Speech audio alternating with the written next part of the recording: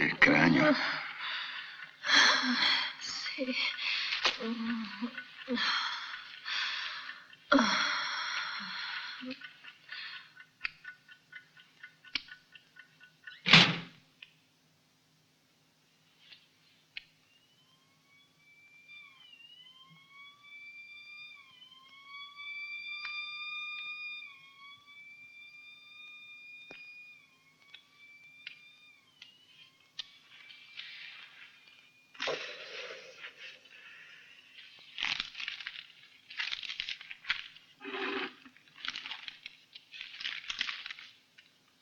Noi compriamo il Beckenbauer.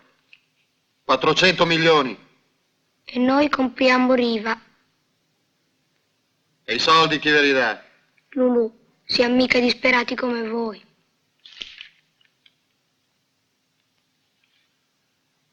Caffè?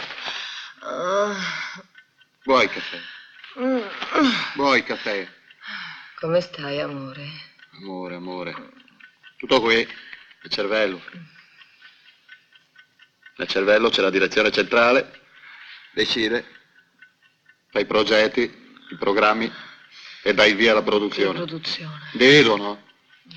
Individuo, entra in pista, si mette in movimento. I bracci, i gamba, la bocca, yes, la lingua, tutto.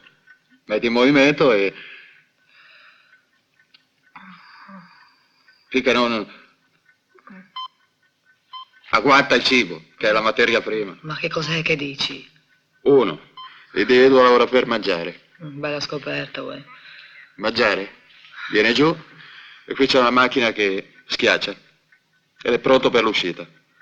Uguale che in una fabbrica. L'individuo è uguale alla fabbrica? Allora? Fabbrica di merda! Oh, merda, questo prasaio qua di mattina presto! No, ma senti, ma... va. Ma scusa, ragiona, no? Ragiona te, piuttosto. Pensa se avesse un prezzo, Ognuno lì bello, con la sua renditella sicura. Ma sta zitto! Invece niente, chissà dove metterla. Chiudi quella boccaccia lì. Inquina le acque, la spusa. Che finezza. A te, Arturo, te la farà mangiare. Quando sarai grande, magari con la scusa che la fa ben contro il cancro. Arturo!